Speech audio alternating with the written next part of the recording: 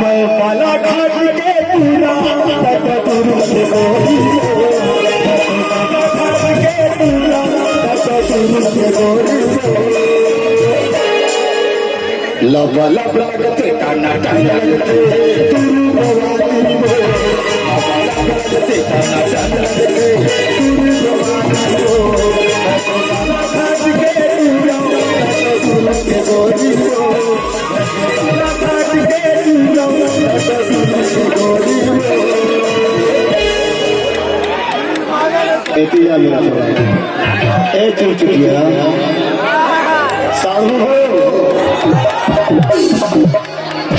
यदि दिखावे ना होगा तो ना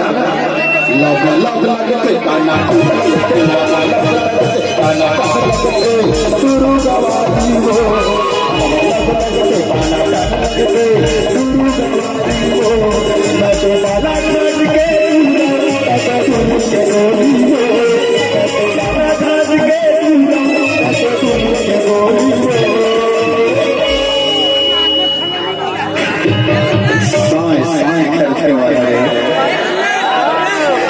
लब लब लगते लगते तुरु भवानी हो लब लगते लगते कमर भवानी हो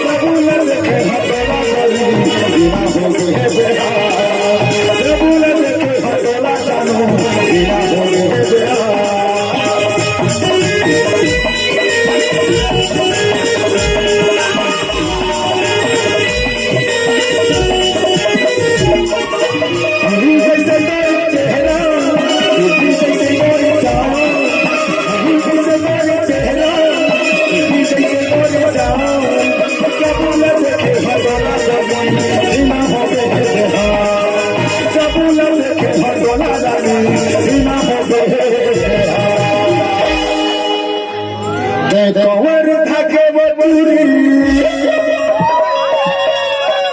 नब्बे में करा के पूरा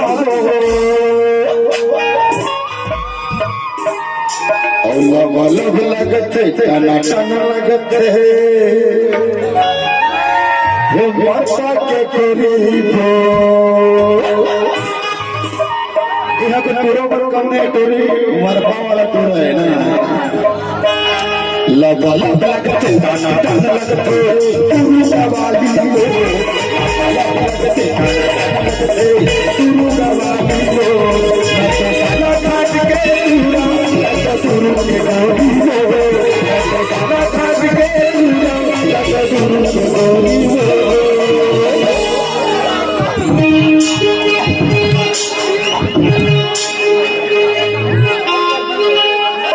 लब लब लगते टाना टाना लगते तुरु भवानी हो लगते टाना टाना लगते तुरु भवानी हो बाला घाट के पूरा तट गोरी हो बाला घाट के पूरा तट तुरुष गोरी हो